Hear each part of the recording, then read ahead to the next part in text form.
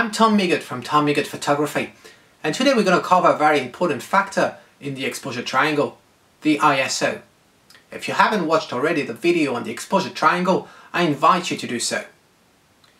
As we said in a previous episode, the ISO setting enables you to increase or reduce the media sensitivity to the light, whether it's a film or a sensor for a digital camera.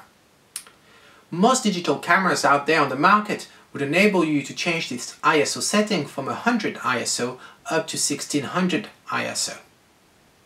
And for DSLR and professional cameras, you could extend that ISO setting to 12,800 ISO or even beyond, such as 25,600 ISO.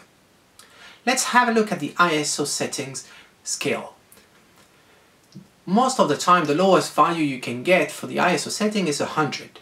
If you were to increase that ISO setting by one stop, you would go from 100 ISO to 200 ISO. If you increase by another stop, you would go to 400 ISO.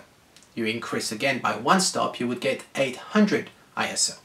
And finally, if you increase one more time, you would reach 1600 ISO. By now you should have noticed that there is a pattern every time you increase or reduce the ISO setting.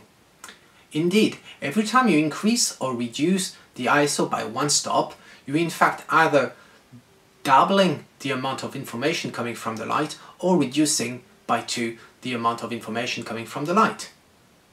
So when should we use the ISO setting, and more importantly, what ISO setting should I use?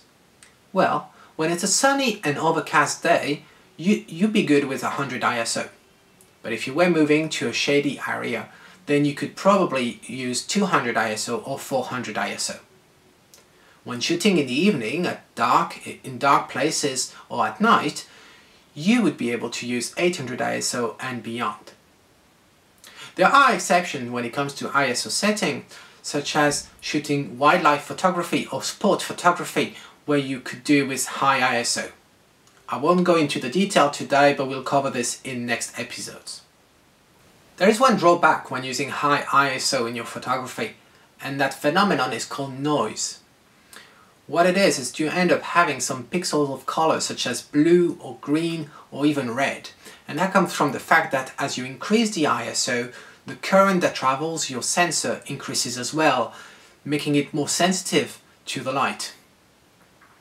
Sometimes your sensor is struggling to find some information in dark places, and instead of giving you a dark black pixel, it will try to fill the gap by a colored pixel such as blue, green or red. So folks, this is all for today. There are more information on my blog as usual. In our next episodes, we'll cover the shutter and the aperture. And until next time, this is Tom Migot saying, if you like it, capture it.